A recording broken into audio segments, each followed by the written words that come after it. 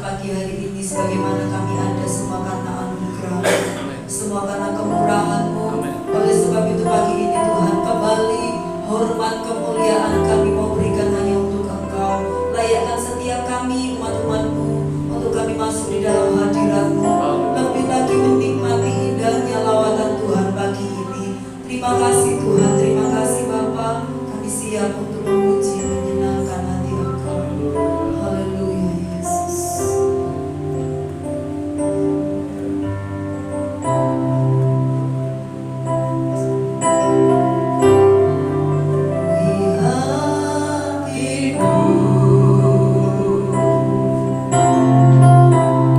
Dengan hatimu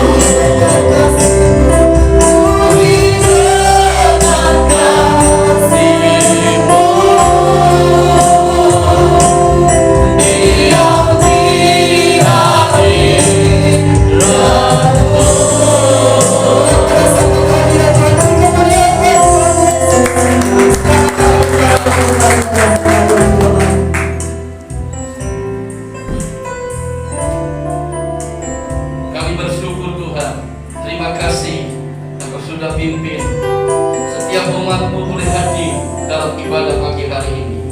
Sebentar kami hendak bersuka cita, memuliakan Engkau, mengagungkan Engkau. Biar Engkau mengawal setiap kami. Roh sukacita Tuhan berikan kepada setiap kami. Agar kami memuji menyembah Engkau. Biar sukacita Allah itu yang mengalir dalam kehidupan kami. Kami menyerahkan setiap hamba-Mu yang Kau melayani, baik pujian, sehingga pemain musik, pemberitaan firman Allah, semuanya Tuhan pakai urapan Allah turun atas hidup mereka semua.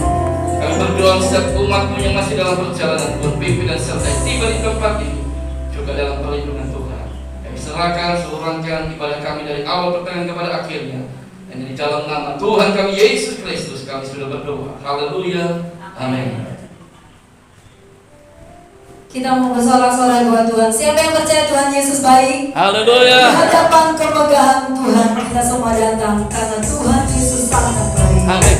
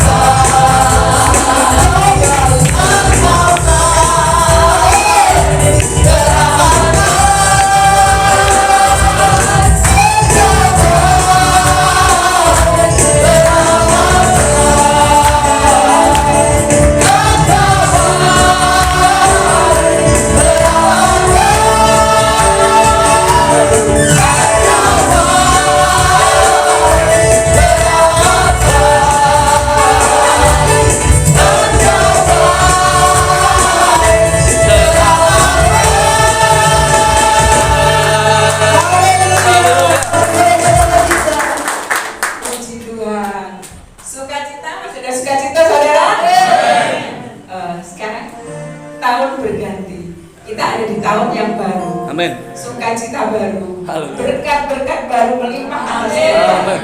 Mari kita pujikan.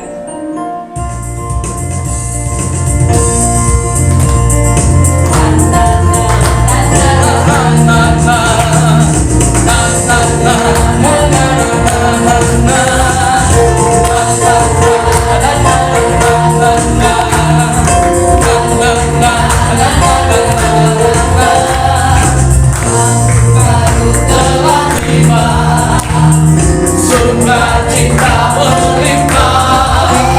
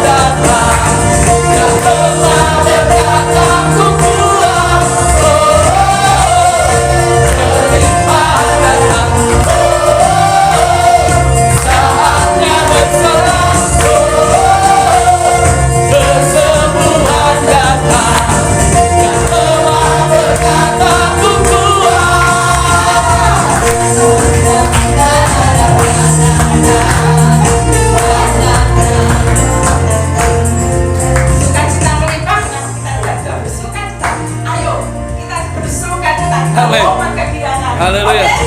Amin. Na, na, na. Na na na na na na. Na na na na na na na na. Na na na na na na na. Na na na na na na. Tahun baru telah tiba, sukacita berlimpah.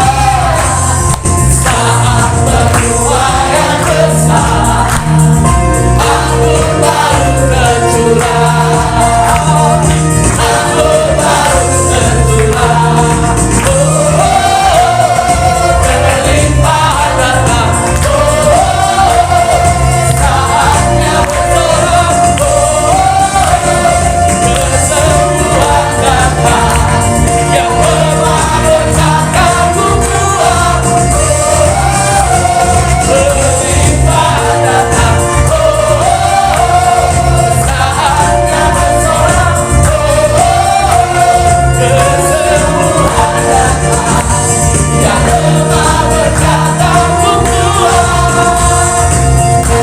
memabukkan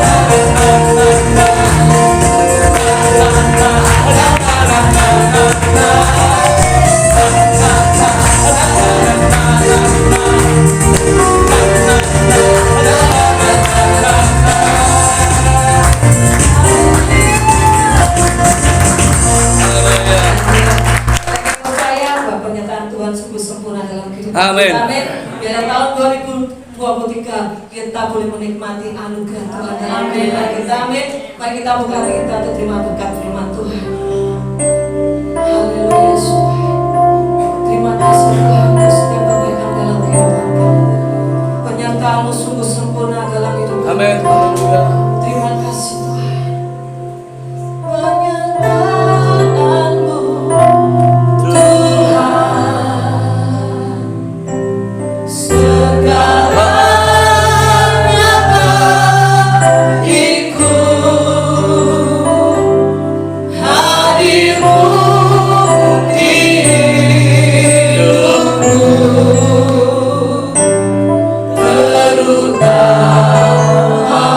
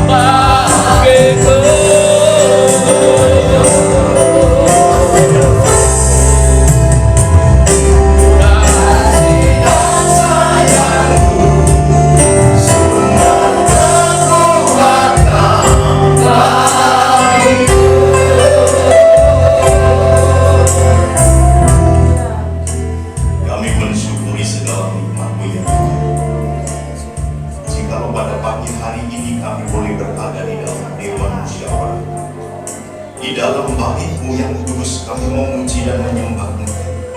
Kami boleh merasakan sentuhan surgawi pada pagi hari ini. Haleluya. Hadirat-Mu begitu kuat di Haleluya. dalam bait-Mu yang kudus ini. Tentunya Engkau ingin berbicara kepada kami tentang hal-hal yang besar. Selama kami memasuki tahun 2023, kami percaya kebaikan Tuhan, keajaiban Tuhan, kelimpahan Tuhan akan senantiasa menyertai kami. Amin. Terima kasih Bapa di dalam surga. Kami rindu Engkau berbicara lebih jauh kepada kami, dan kami siap menerima firman Tuhan ini hanya di dalam satu nama, yaitu dalam nama Tuhan Yesus Kristus. Kita orang percaya sama-sama katakan Amin. Shalom Bapak Ibu yang dikasihi Tuhan. Senang bisa berjumpa dengan Bapak Ibu Saudara pada kesempatan siang hari ini. Saya bersyukur kepada Tuhan diberikan kesempatan untuk bisa melayani di DNP Kasih Karunia Berbagi. Saya mengenal Bapak Andreas itu bulan Agustus yang lalu pada acara KKR Anak yang diadakan di daerah Limping. Dan dari situ kami mulai kita berbicara banyak. Saya bercerita bahwa kami ini seorang penginjil.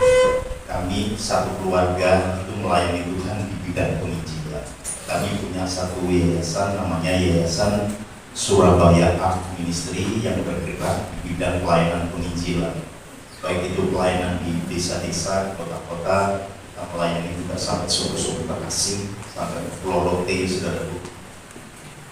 Dan pelayanan kami itu didukung oleh keturunan keluarga saya. Jadi kalau kami melayani KKR Anak, seluruh kerabat kami ikut terlibat langsung. Dan kami bersyukur oleh karena kemurahan Tuhan sampai saat ini kami masih melayani di bidang penginjilan. Amin. Dan pada kesempatan ini saya perkenalkan, nama saya sendiri adalah Epafras Joko Haryanto. Saya melayani sudah 38 tahun di bidang penginjilan. Dulu saya bergabung dengan Yayasan Misionaris dari Amerika. Kemudian saya mengambil pelayanan sendiri dan sampai sekarang kami melayani. Dan di samping saya ada istri saya, dan tadi adalah kedua putri saya. Itu putri saya yang kedua dan ketiga. Anak saya semuanya 6, jadi setengah losin. Bersyukur. Dan nama saya Epafras Joko Haryanto, jadi Joko terus. Dan saya diberikan kepercayaan Tuhan untuk melayani dari waktu ke waktu, dan setiap bulan kami harus pergi pelayanan ke daerah-daerah. Ya, semua pelayanan kami layani, termasuk di panti-panti cacat mental, panti jompo, panti asuhan, orang-orang terlantar, orang-orang pinggir jalan, itu bagian kami. Karena memang Tuhan panggil kami di sana. Jadi Tuhan tidak panggil kami mengembalakan. Walaupun sudah 20 kali saya diminta jadi kepala sidang, saya bilang jangan dijadikan kepala sidang, biar aku di jalan saja. Karena di sana banyak orang yang perlu diselamatkan dan biar masuk ke dalam gereja dibina oleh hamba Tuhan. Puji nama Tuhan Bapak Saudara. Ini sekilas perkenalan kami. Dan pada kesempatan pagi hari ini, firman Tuhan akan berbicara tentang mengalami kebaikan Tuhan. Bapak Ibu Saudara, kalau kita mendengar berita-berita akhir-akhir ini, saya melihat di YouTube itu sangat mencemas bahwa tahun 2023 adalah tahun kesulitan katanya. Baik pemerintah, dari pakar-pakar ekonomi, pakar Hong Shui, ya, paranormal, termasuk ada dalam tanda kutip hamba-hamba Tuhan yang berkarunia juga mengatakan tahun-tahun yang rumit. Tetapi kita sebagai orang yang percaya jangan terintimidasi. Amin. Amin. Kita punya Tuhan yang besar. Amin. Karena Tuhan ingin keadaan kita itu baik. Itulah sebabnya firman Tuhan akan mengajar kepada kita bagaimana sih supaya keadaan kita baik. Yuk kita sama-sama membuka firman Tuhan di dalam Ulangan pasalnya yang ke-10 ayatnya yang ke-12 sampai dengan ayatnya yang ke-13. Firman Tuhan berkata demikian, Bapak Ustaz. Maka sekarang, bukan besok saudara, maka sekarang, hai orang Israel, apakah yang dimintakan daripadamu oleh Tuhan Allahmu selain dari takut akan Tuhan Allahmu, hidup menurut segala jalan yang ditunjukkannya, mengasihi Dia, beribadah kepada Tuhan Allahmu dengan segenap hatimu dan dengan segenap jiwamu, berpegang pada perintah dan ketetapan Tuhan yang kusampaikan kepadamu pada hari ini, supaya keadaanmu. baik keadaanmu. Saya akan susun ulang firman Tuhan ini dengan satu bahasa yang sederhana tanpa mengurangi bobot firman Tuhan itu sendiri. Keadaanmu akan baik jika sekarang ini engkau memberikan apa yang Tuhan minta. Kalau di dalam terjemahan lain dikatakan apa yang Tuhan tuntut. Tolong istri saya bisa carikan satu referensi dalam bahasa Indonesia masa kini. Apa yang dikatakan di sini? Terjemahan bahasa Indonesia masa kini Ulangan 10 ayat 12 berkata demikian. Sekarang saudara-saudara, perhatikanlah apa yang dituntut Tuhan Allahmu dari kamu. Hormatilah Tuhan Allahmu dan lakukanlah segala perintahnya. Cintailah Dia dan beribadahlah kepadanya dengan seluruh jiwa ragamu. Iya, di ayat 12-nya berkata demikian. Bukan sekedar diminta, tetapi dituntut. Kalau diminta itu, aku minta. Kita bisa memberi, bisa tidak. Tetapi kalau dituntut, mau tidak mau kita memberi. Ya. Kalau saya minta sesuatu kepada Bapak Andreas, yang dibutuhkan saya atau Pak Andreas? Saya. Betul kan? Tetapi kalau Tuhan yang meminta kepada saya, yang diuntungkan saya atau Tuhan? Saya. Nah, itu bedanya. Kalau Tuhan minta sesuatu kepada kita atau menuntut sesuatu dari kita, itu supaya kita baik, Amin. supaya kita mendapatkan sesuatu yang luar biasa. Itu bedanya kalau manusia sesama manusia minta. Nah, sebagai manusia, berapa kali dalam sehari kita minta sama Tuhan? Oh, berulang kali. Mulai bangun tidur, mau makan, mau pergi, mau kerja, mau pelayanan, selalu minta Tuhan campur tangan. Tapi berapa banyak di antara kita sudah memberikan apa yang Tuhan minta? Ini harus kita tanyakan pada diri sendiri. Kalau keadaan kita ini baik, berilah apa yang Tuhan minta. Amin. Nah, yang Tuhan minta itu kok tidak ada kaitannya dengan hal-hal yang materi. Dari ayat ini, Tuhan tidak minta uangmu, Tuhan tidak minta hartamu, Tuhan tidak minta rumahmu, pekerjaan, tidak. Apa yang Tuhan minta? Sekarang kita akan melihat di sini. Yang pertama, tadi sudah kita baca, takut akan Tuhan. Itu yang pertama kali Tuhan minta kepada kita. Terjemahan lain mengatakan, hormatilah Tuhan Allahmu. Menghormati itu tanda bahwa kita takut akan Tuhan. Untungnya apa kalau kita takut akan Tuhan? Yuk kita baca sama-sama ya. Amsal Sulaiman pasal 14 ayat 26 sampai dengan 27. Di situ dikatakan, dalam takut akan Tuhan ada ketenteraman yang besar. Amin. Bahkan ada perlindungan bagi anak-anak. Takut akan Tuhan adalah sumber kehidupan, sehingga orang terhindar dari jeratan. Ada 4 keuntungan orang yang takut akan Tuhan. Yang pertama, ada ketenteraman yang besar. Apa kok yang dicari orang di dunia ini? Tentram, betul kan? Orang boleh punya harta banyak, tapi hatinya orang tentram kayak opo, betul kan? Saya punya klien, hartanya berjibun, mulai dari Jakarta sampai Bali itu hartanya sudah kayak itu. Tetapi dia bilang gini sama saya, Pak, ternyata jadi wong sugih itu orang apa ya? Aneh kan sih. Jadi wong sugih kok orang apa? Lalu kenapa? Ibu kan kaya, usahanya ada di mana-mana. Iya, tetapi suami saya 2 minggu sekali baru pulang, itu pun dalam keadaan marah-marah. Tidak pernah dia datang lalu kita bermesraan dan lain sebagainya. Tidak datang dengan kemarahan. Itu pun hanya 2 hari di rumah. Setelah itu kembali lagi ke Jakarta atau ke Bali. Lah kayo kok mau main kayak gini gitu. Nah, itu kakak ibu tadi. Biasanya ini, kalau gitu nanti kalau bapak datang ngomong, Pak, ayo kita adakan mesbah keluarga, kita undang Bapak Ipa Farjoko. Lalu kita adakan persekutuan di rumahnya, jadilah cabang persekutuan kami. Dan sejak itu mereka bisa merasakan kehadiran Tuhan. Keluarga ini menjadi takut akan Tuhan, akhirnya tentram. Ya, yang kedua, ada perlindungan bagi anak-anaknya. Bukan hanya dilindungi gini saja, kemana disertai tidak, tapi dijamin masa depan. Amin. Dulu saya pernah bekerja, Bapak Ustaz. Tahun 2001 saya resign. Posisi saya di perusahaan adalah sebagai manajer marketing manajer. Proyek-proyek yang saya tangani banyak sekali, proyek-proyek besar. Hotel Shangri-La, Hotel Hyatt, Hotel J.W. Marriott, pabrik-pabriknya itu mulai Mas Pion, kemudian Kimia, Ajinomoto dan banyak. Tetapi tahun 2001 Tuhan berbicara secara pribadi dengan saya.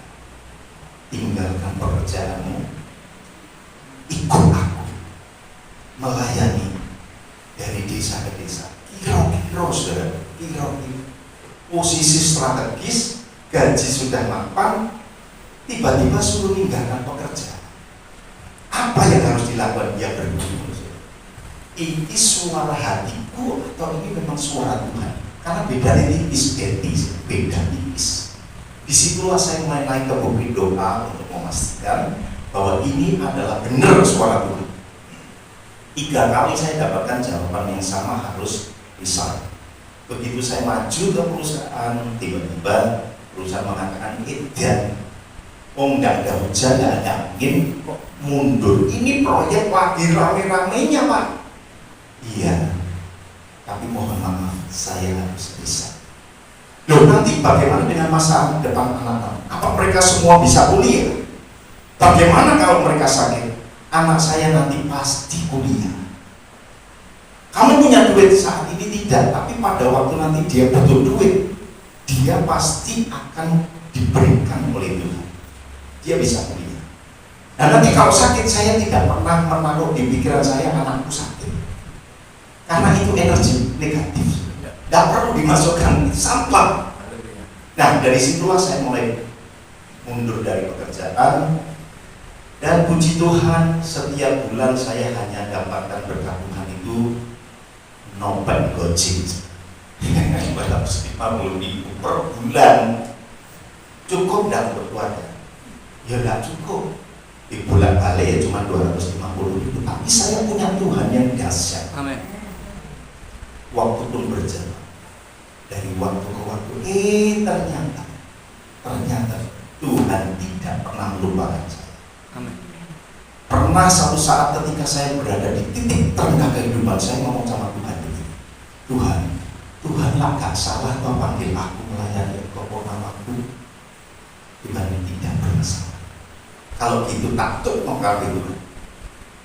Dan akhirnya Bapak Ibu Saudara, semuanya bisa kuliah. Istri saya bisa kuliah sampai S2, anak saya semuanya kuliah 4. Yang pertama S1, yang kedua sampai S2, yang ketiga S1, yang keempat S1, yang kelima baru masuk di SMK. Dan satu kecil deboi Tuhan baru umur 4 tahun. Artinya apa? Ada perlindungan bagi anak-anaknya. Amin. Saya bersyukur kepada Tuhan. Di sini dikatakan selanjutnya, dalam takut akan Tuhan ada sumber kehidupan. Sumbernya itu memancar terus dari kericikan dari gerojo. Amin. Ketika kita diberkati Tuhan, kericik dipampangnya Tuhan kamu siap walaupun kericik nek sak kresek ya lumayan. Haleluya. Bersyukur. Nah, ketika kita bersyukur, Tuhan melihat dari surga. Tiga kericik kok banter, lem ucapan suruh tak gede no, rocok. Loh kok bersyukur lagi? Gerojok. Loh kok bersyukur lagi? Diorai. Gitu. Karena apa? Kalau orang takut akan Tuhan itu, dia pasti dikasih rezeki. Amin. Tolong bantu saya baca istri saya. Mazmur 111 ayat 5. Mazmur 111 ayat 5. Mazmur 111 ayat 5 berbunyi demikian.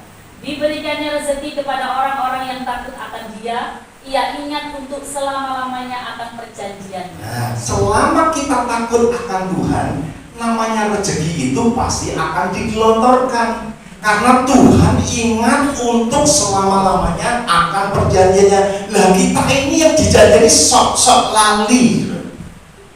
Tuhan yang janji itu weling, kita ini kok lali gitu. Ada yang tanya gini sama saya, Pak, saya mau tanya apa? Kira-kira nek orang Kristen orang di duit ini, nek jalur duit sama Tuhan dikasih orang, kira-kira dikasih nggak? Orang di duit dikasih enggak? Minta duit sama Tuhan. Kasih ya Bu. Ono ayatnya ya. Ayatnya sing dikasih duit itu ono apa? Enggak ada ya Bu. Oh iya, sekarang kita buktikan. Yesaya 55 ayat 1. Yesaya 55 ayat 1 berbunyi demikian. Ayo hai semua orang yang haus. Sing tak terjemahno basa Surabaya. Kon kabeh sing padha ngelak, marilah dan minumlah air. ngombe banyu sampai blengkoken. Dan hai orang yang tidak mempunyai uang. Kon kabeh sing gak gablek duit, marilah. rene Terimalah gandum tanpa uang pembeli. tanpa gandum sembako rasa bayar gratis. Dan makanlah. Doken Juga anggur dan susu tanpa bayaran. anggur dan susu rasa bayar. Ada ya?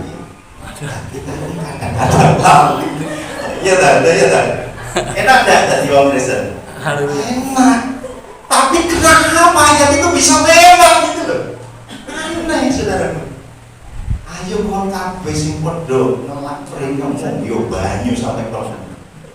Sing kon kabeh sing gak gablek duit. Rene, artinya diundang toh. Yo moro saudara. Tanpa nono gandum rasa bayar, sembako rasa bayar gratis. Bukan dokter kita. Ya, anggur susu rasa bayar. Ini nek bos-bos bahasa Jerman kira-kira nekor. Iya enggak? Jadi ada sumber kehidupan. Amin. Tuhan tolong dan selalu memberikan satu solusi yang terbaik. Amin. Ketika kita berada dalam titik bentuk kehidupan, titik rendah dalam kehidupan, kita tinggal ngomong. Tuhan Yesus, ini jawab apa? Aku butuh ini Tuhan, sadur nikon ngomong aku wis ero. Tapi kalau saudara sambat, Gusti Yesus, apa? Aku wis ora kuat, lah mulai kok piye? Nah, kadang-kadang mau saudara kok mulai mau ora jane ra kuat. Kok mulai yo. Memang manusia itu bingung. Kemudian dia akan terhindar dari jerat maut. Artinya apa? Orang yang mau merekayasa hidup kita dihancurkan kayak, dibuat jebakan kayak apa saja, kita akan terhindar dari jerat maut. Karena apa? Ada tudung kemuliaan dan benteng perlindungan yang ada pada diri kita, sehingga kuasa kegelapan, roh-roh jahat, orang jahat tidak mampu. Lah kok ada Pak pendeta yang digendam, nabi berarti dia keluar dari perlindungan Tuhan. Teman saya itu pendeta terkenal di Indonesia. Suami istri dimulai sampai gendam, aku lah bunuh. Dia ngomong sama saya dengan baik, aku udah kena gendam. Neng PTC, lo kok iso? Lah kok pendeta besar kok iso kena? Apa namanya gendam? Berarti kowe orang kenal Tuhan. Ya, puji nama Tuhan. Itu yang pertama, takut akan Tuhan. Taruh itu di proporsi yang pertama. Dan itulah yang Tuhan minta. Karena banyak orang yang tidak takut akan Tuhan, dia takut akan Tuhan hanya nek gereja, nek jowo, nggak ada sing ngawasi, makanya tidak takut akan Tuhan. Iya toh?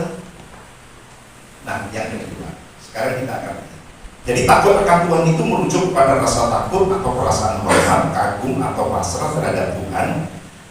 Para penganut agama monoteistik atau kepercayaan bahwa Tuhan adalah satu atau tunggal populer memikirkan ketakutan akan penghakiman ilahi, neraka atau kemahakuasaan Tuhan. Ya, yang sekarang yang kita melihat yang selanjutnya ada penelitian yang dilakukan oleh tim Lahai ini pengkhotbah dan penulis buku yang terkenal. Ya, dalam bukunya yang berjudul You and Your Family itu dia menjelaskan ada keluarga dari Jonathan Edwards dan istrinya. Jonathan Edwards ini takut akan Tuhan. Istrinya wanita yang saleh, punya keturunan berapa banyak? 1.394 orang keturunan. Lihat hasil dari orang yang takut akan Tuhan. 13 rektor universitas. Jadi keturunannya ada 13 jadi rektor, 30 orang jadi hakim, 1 menjadi dekan fakultas hukum, 65 profesor, 3 senator, 1 wakil presiden, kemudian wali kota, gubernur, dan senator pengacara, dan lain-lain. Ini keturunannya dari Jonathan Edwards. Saudara bisa lihat. Kemudian ada yang lain, orang yang namanya Mark Jubers. Dia adalah orang ateis, istrinya adalah perempuan kafir, punya keturunan 560 orang keturunan. 310 orang mati sebagai pengemis, ngeri dong. Kemudian 150 menjadi penjahat, 100 orang menjadi pecandu alkohol, 7 orang menjadi pembunuh, setengah keturunan perempuannya menjadi pelacur. Ini orang yang nggak takut akan Tuhan dan orang yang takut akan Tuhan. Nah, kita ada di mana? Pak, aku nggak ada di mana-mana, aku di Kenyai. Ya kita mesti harus milih dong, takut akan Tuhan atau tidak kan gitu ya. Nah, kalau kita takut akan Tuhan, masa depan kita dan keturunan kita pasti terjamin. Yes, amin. Yang kedua, hidup menurut jalan yang ditunjukkan Tuhan. Mengapa kita harus hidup menurut jalan yang ditunjukkan Tuhan? Karena pada dasarnya manusia itu tidak mengerti jalannya. Di dalam Yeremia pasal 10 ayat 23, di sana dikatakan, aku tahu ya Tuhan, bahwa manusia tidak berkuasa untuk menentukan jalannya, dan orang yang berjalan tidak berkuasa untuk menetapkan langkahnya. Artinya manusia itu pada dasarnya tidak tahu apa-apa. Sering bertanya saja. Berapa banyak kita seringkali tanya pada orang, termasuk orang yang berkarunia. Ya tidak salah, kita bertanya tidak salah. Karena manusia itu kan memang seringkali bertanya. Kalau dalam istilah orang Jawa, bertanya itu nopo toh, kan bertanya kan. Nah jawaban ini pono. Nopo dijawab pono. Pono ki apa? Tanya pada orang yang tepat yang mengerti jawabannya. Itu pono. Nah kita tanya kepada siapa? Yang paling tepat adalah kita tanya kepada Tuhan. Doa. Kalau kita tanya sama Tuhan, kira-kira Tuhan menunjukkan jalan hidupku atau tidak? Tuhan tunjukkan enggak? Tunjukkan. Coba istri saya bisa bantu saya baca Mazmur 16 ayat yang ke-11. Mazmur 16 ayat 11. Engkau memberitahukanku kepadaku jalan kehidupan. Di hadapanmu ada sukacita berlimpah-limpah, di tangan kananmu ada nikmat senantiasa. Iya. Tuhan menunjukkan jalan yang harus kita tempuh. Itulah sebabnya ketika saya mau resign itu, saya naik ke Bukit Doa itu 1 bulan. Setiap minggu saya naik dan dapat jawaban yang sama. Mulai dari suara yang saya dengar secara audio maupun penglihatan maupun firman Tuhan, semuanya mengerucut pada satu titik. Dan Tuhan Yesus itu adalah Allah atau jalan yang menghubungkan antara kita dengan Tuhan. Di situ, ya. Nah, manusia kan nggak ngerti jalan. Kalau dia nggak ngerti jalan, pasti masuknya kepada neraka. Tetapi kalau melalui Yesus, kita akan terhubung, akan terkoneksi dengan Tuhan sehingga kita tahu jalan hidup kita. Bisnis kita pun kita tahu. Ada orang tanya begini sama saya, Pak, saya mau tanya ya, di musim seruput ini waktu pandemi yang lalu COVID-19, bisnis yang paling bagus itu bisnis apa ya Pak? Saya jawab begini, bisnis yang terbaik adalah bisnis yang dibuka, bukan yang ditanyakan.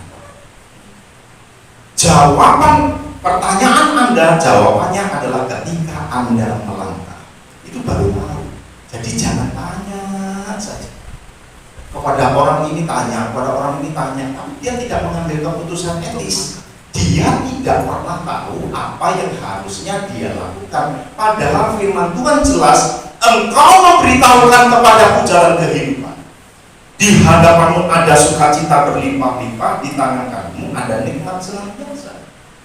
Begitu kita berada di jalan Tuhan, kenikmatan itu ada. Saya merasakan itu. Tandanya apa? Ada damai sejahtera. Amin. Begitu Bapak Ibu Saudara mengalami damai sejahtera, Bapak Ibu Saudara melangkah menuju tujuan. Loh, kalau di dalam perjalanan menuju tujuan itu Pak, misalkan ada masalah, ada pergumulan, ya kita tetap berjalan, jangan rubah tujuannya, tapi rubahlah rencananya. Rencananya yang diubah, bukan tujuannya yang diubah, supaya kita tetap sampai di tujuan itu. Mohon maaf saya cerita sedikit ya. Pada waktu musim pandemi itu, jadwal saya hilang dalam 1 tahun. Pemasukan tidak ada. Kita mau pelayanan, gereja-gereja masih tutup. Apa yang harus kita lakukan? Saya bilang kita harus ciptakan pekerjaan dan ciptakan pelayan. Nah dari situlah saya tahu tentang jalan hidup saya. Di sini ada istri saya, biar istri saya sedikit bersaksi tentang jalan kehidupannya dia. Dulunya seperti apa, sekarang menjadi seperti apa. Shalom Bapak Ibu. Shalom. Saya mau saksikan sedikit, saya memang minta waktu sama suami saya. Nyelip ini dia mau saksi gitu ya. Dimana saya dulu adalah orang yang tidak kenal Tuhan, bahkan saya mencaci maki sapa orang Kristen, saya tidak mau. Orang Kristen kafir di hadapan saya dan saya jijik melihat orang Kristen. Tetapi jodohku wong Kristen. Tuhan mau singkapkan siapa orang Kristen sebenarnya.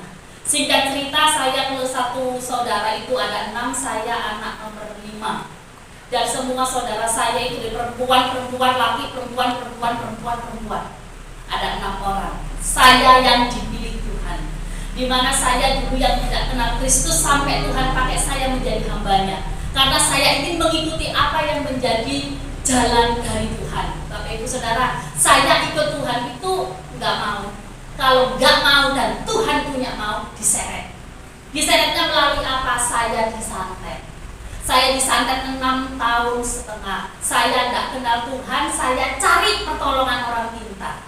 Saya mau himbau jangan cari orang pintar, karena orang pintar di Indonesia minumnya tolak angin. Saya cari orang pintar tuh 31 orang pintar dari Surabaya, Batam, Jakarta. Saya gilir semuanya, saya dikasih opo-opo, saya disuruh bikin sesuatu yang ditaruh di atas genteng, saya dikasih jimat, uang saya hilang ke sana kemari, rugi di mana-mana. Bapak Ibu Saudara, saya tetap tidak bisa sembuh. Bahkan saya pernah mengalami yang namanya mati suri. Saya mati 2 jam, maaf, saya itu juga Jombang, daerah Ngantung. Di situ kalau sudah innalillahi wa inna ilaihi raji'un, dinten menika enten sinten namine meninggal, tilar donya gruduk Saudara. Betul? Beras lawatan itu dapat 2 karung. Saya dipanggilkan seorang tokoh di situ, didoakan. Mikir-mikir, dayoe teko. Wah, pedih Saudara. Karena apa? Malaikat yang mau jemput saya sudah datang. Berarti saya meninggal. Saya dirangkul ibu saya sambil nangis dan meratap. Kok aku batuk. Akhirnya itu beras 2 karung sama ibu saya diorak tarik saking senengnya anak urip. Gitu loh. Kemudian setelah hidup sekian lama, tahun demi tahun saya jalani ini, santet masih berjalan.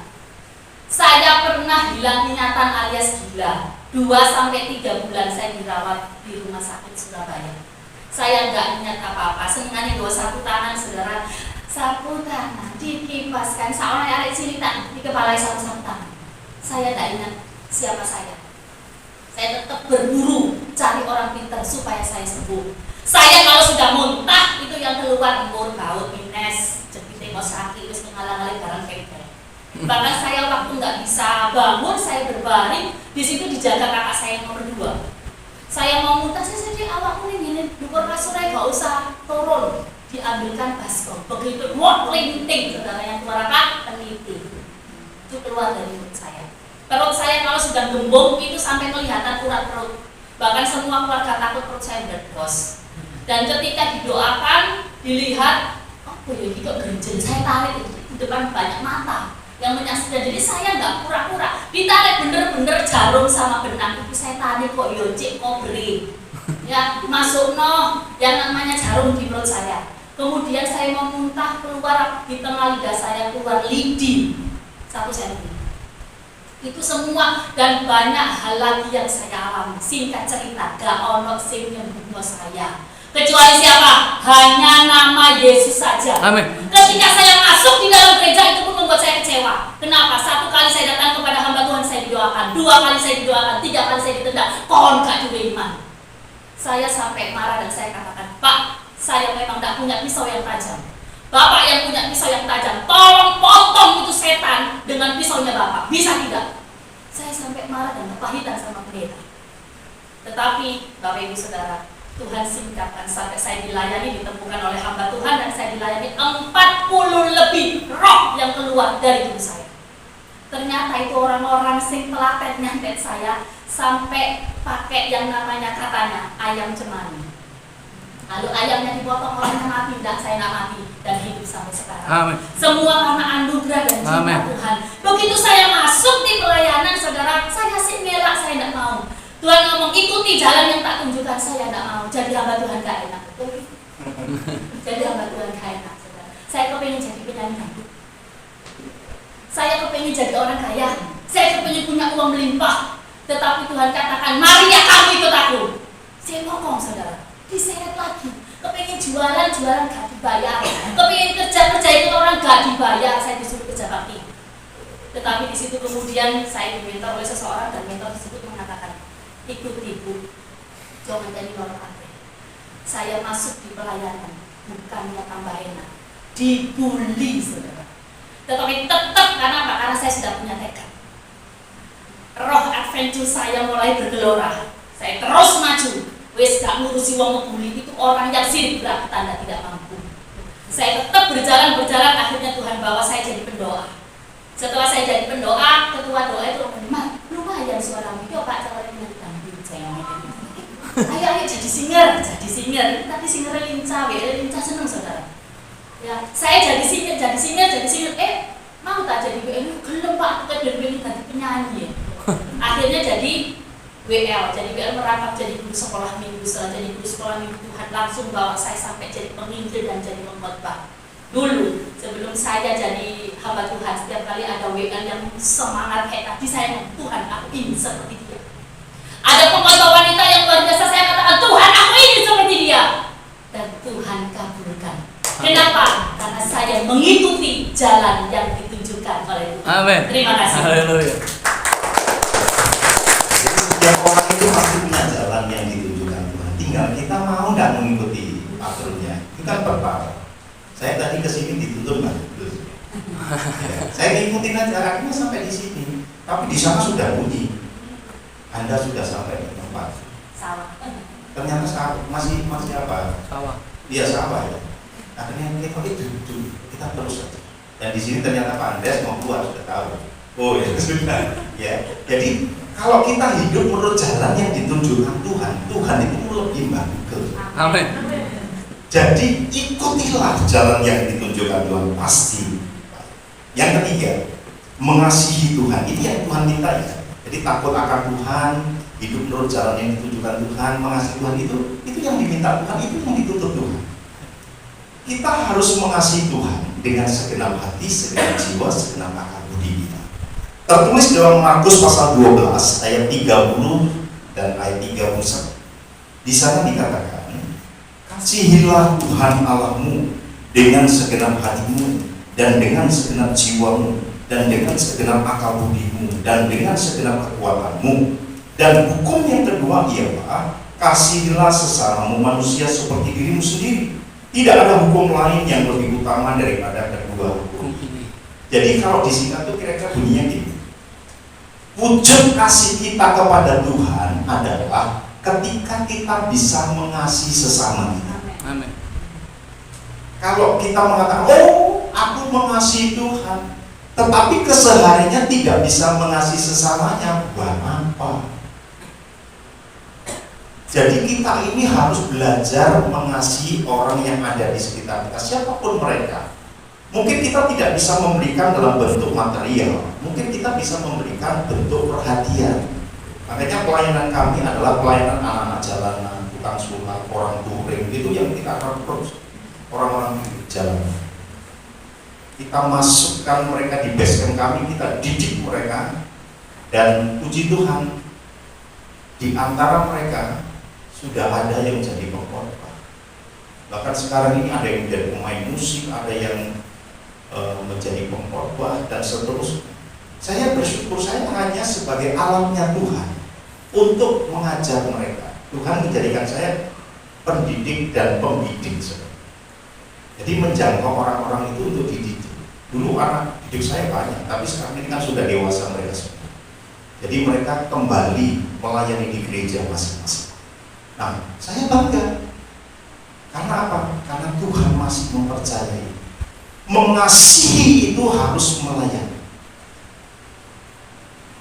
You can serve without loving, but you cannot love without serving. Anda bisa melayani tanpa mengasihi, bisa tugas. Tetapi Anda tidak bisa mengatakan aku mengasihi tanpa Anda melayani. Jadi wujud kita mengasihi sesama adalah kita melayani. Amin. Saya pernah dibawa kepada satu pelayanan Bapak Ustaz.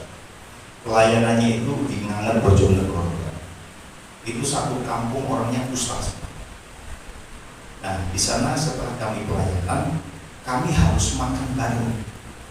Dan yang melayani orang kusta semua. Irungnya gerowo, alisnya hilang, rambutnya rontok, tangannya puter, kakinya puter. Ya. Kemudian kami harus antri makan, baris itu, bawa piring. Nah, begitu kita sampai di depan mereka, puji Tuhan. Mana Pak? Piringnya diambilkan piring, diambilkan nasi, sama ya orang itu. Kemudian diambilkan minyak, tangannya yang sudah puter tadi, ayam, sayur sudah dikasihkan saya, perut saya munak-munak karena belum biasa. Akhirnya saya berkata, Tuhan, jangan permalukan saya, jangan sampai aku numpah di depan mereka, itu menghina sekali. Lalu saya mojok, maka pikir saya, nek misalkan sampai tumpah, tidak menyakiti mereka nggak tahu. Begitu saya mojok, didampingi oleh orang-orang kusta yang lain, kita makan bareng, makan siang. Iya, untungnya saya waktu itu pas lapar. Jadi langsung toilet sampai habis, puji Tuhan. Belajar menyesuaikan diri dengan orang-orang kusta, yang melayani orang kusta. Siapa yang mau? Di sini siapa yang mau pelajaran seperti itu? Pak, saya diperhadapkan lagi dengan orang-orang di Madinah. Nah, saya ditelepon oleh salah satu klien di sana. Pak Joko, kesini Pak, ini ada pasien Pak. Oh iya. Lalu saya ke sana. Begitu saya di sana, di situ saya ketemu dengan tokoh masyarakat di situ. Sampean yang namanya Pak Joko. Oh iya. Sampean yang bisa menyembuhkan orang gila. Loh, jadi siapa? Katanya Taji, ini sampean bisa sembuhkan orang gila. Ini keponakan saya gila. Saya percaya sampean bisa sembuhkan orang gila. Oh, kamu membujuk ini. Enggak, pokoknya saya percaya. Pokoknya kalau dia sembuh, saya izinkan dia jadi orang Kristen. Tantangan enggak sih? Tantangan. Saya dibawa ke tempat itu. Ternyata ditaruh di tengah-tengah kuburan anak itu. Rambutnya sepanjang segini sudah gimbal. Ya, enggak pakai baju, hanya sarung tangan. Dirantai di bawah pohon. Itu keponakan saya sampai sembuhkan sekarang. Nah, saya ini aduh, Tuhan membawa saya seperti itu. Nah saya mendekat, saya hanya ngomong sama Tuhan begini, Tuhan, apa yang harus saya perbuat? Lepaskan rantainya dan peluk dia, bayangkan 5 tahun gak adus. Saya suruh memeluk orang gila. Ya saya ini kan hanya nurut aja apa kata Roh Kudus. Saya minta tuh rantainya dilepas. Aduh Pak, gak bisa Pak. Karena waktu dilepas Pak, dia lari Pak, 2 minggu udah pulang di gerbang polisi Pak, karena dia curi sepeda motor. Jadi orang gila sama sepeda motor. Makanya dia sekarang ini dirantai. Kuncinya mana? Kuncinya hilang. Kalau hilang saya nggak mau doakan.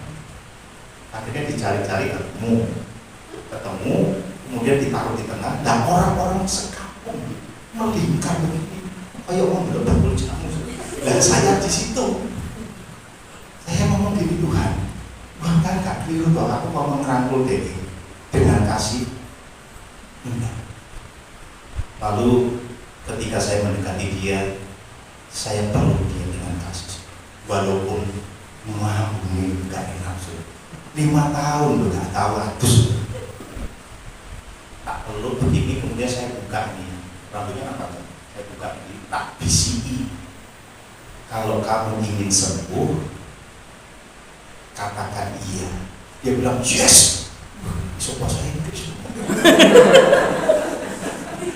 Lalu saya buka, saya bisiki, saya bilang gini, Tuhan berikan dia waktu walaupun hanya 5 menit kesadaran supaya dia bisa terima Engkau sebagai Tuhan dan Juru Selamat.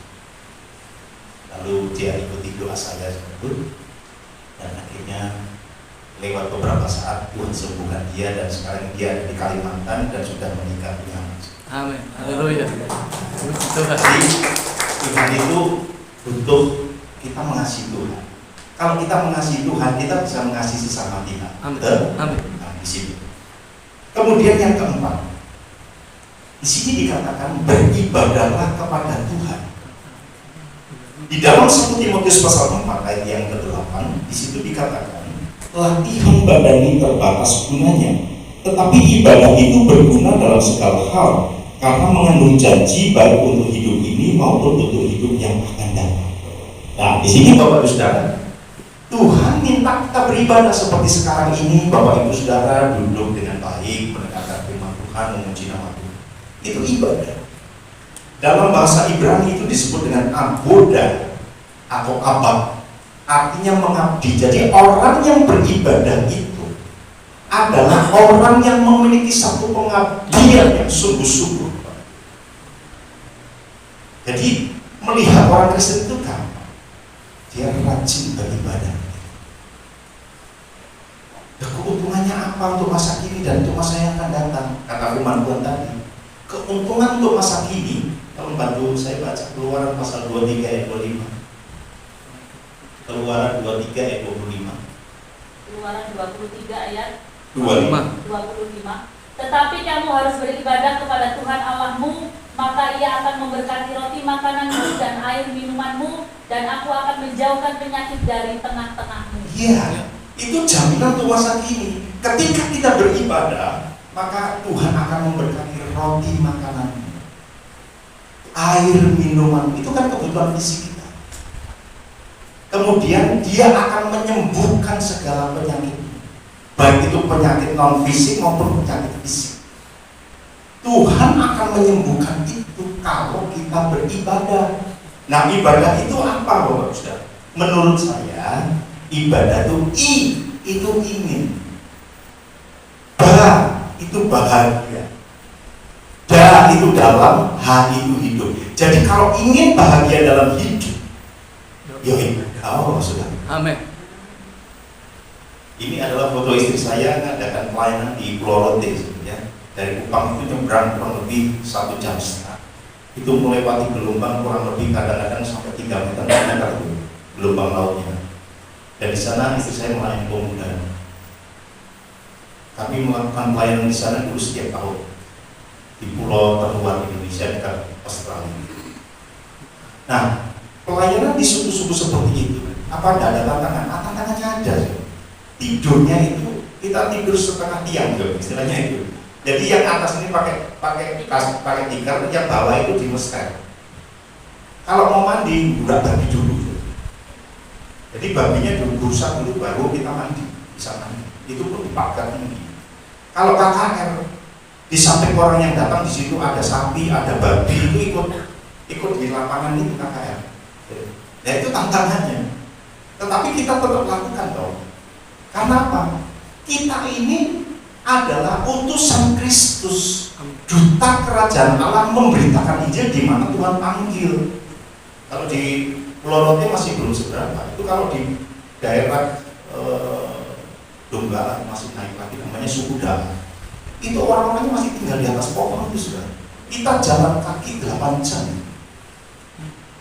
melayani misalnya. Nah, kalau tidak ada kasih dan kita datang ke sana mengumpulkan orang-orang masyarakat adat di situ untuk ibadah, mereka masih kepercayaan kepada nenek moyang dan adat. Tapi kita membawa mereka itu kepada Tuhan. Sing bayar sob. Kamu sing bayar. Penginjilan itu bisnis non profit. Iya kan? Iya. Sopo juga sing bayar. Kamu. Kalau kita butuh pelayanan Tuhan, apakah kau akan terus kami ke luar kota, luar pulau? Biarlah kau sendiri yang menyedia. Kita sampai Jambi, kita sampai suku Dayak dan lain sebagainya. Itu Tuhan semua yang sediakan. Jika kita bisa berangkat, kita bisa menjadi berkat. Kalau di desa-desa ini kan memang dia itu sudah biasa. Tapi untuk di daerah-daerah terpencil, membawa mereka beribadah tidak mudah. Tetapi itu adalah kerinduan kami supaya mereka kenal Tuhan. Karena waktu Tuhan panggil saya bertanya begini, Tuhan, Engkau utus aku kemana? Engkau akan memberitakan Injil di mana Injil belum pernah diberitakan. Dan di mana ya suku-suku terasing, suku-suku terpencil. Ya, puji nama Tuhan. Kemudian yang kelima yang terakhir, berpegang pada perintah dan ketetapan Tuhan. Di dalam Ulangan pasal 30 ayat 8 dan ayat 9 di situ dikatakan, Engkau akan mendengarkan kembali suara Tuhan dan melakukan segala perintahnya yang kusampaikan kepadamu pada hari ini. Tuhan Allahmu akan melimpahi engkau dengan kebaikan dalam segala pekerjaanmu, dalam buah kandunganmu, dalam hasil ternakmu, dan dalam hasil bumimu. Sebab Tuhan Allahmu akan bergirang kembali karena engkau dalam keberuntungan, seperti ia bergirang karena nenekmu dulu. Jadi Tuhan panggil kita itu supaya kita itu memperoleh keberuntungan. Amin. Ya. Tapi kita harus berpegang pada ketetapan dan perintah Tuhan. Kalau kita berpegang pada ketetapan perintah Tuhan, Tuhan akan melimpahi kita dalam pekerjaan kita, buah kandungan kita, hasil ternak kita, bisnis kita, pekerjaan kita, pelayan kita, dan seterusnya sampai kita berbunuh. Sekarang apa yang menjadi pergumulan Bapak Ibu Saudara? Memasuki tahun yang baru, biarlah kita memaksimalkan kapasitas rohani kita. Yang kedua, serahkanlah semua perbuatan kepada Tuhan, maka semua rencana akan berhasil. Kemudian yang ketiga, milikilah leverage. Leverage itu pengungkit yang membuat kita bisa berhasil. Nah, pengungkitnya itu apa? Iman. Iman itu sesuatu yang kecil tapi bisa melakukan satu perkara yang besar. Sama dengan dongkrak. Dongkrak itu kecil tapi bisa mengangkat banyak bis. Kecil. Nah itu namanya pengungkit, itu namanya leverage. Dan selanjutnya kita harus dapat dipercaya. You can be trusted in your spiritual life, in your business, in your career, in your study, dan lain sebagainya. Karena apa? Kita memasuki tahun yang baru, kita harus punya mindset yang baru, attitude yang baru, dan behavior yang baru.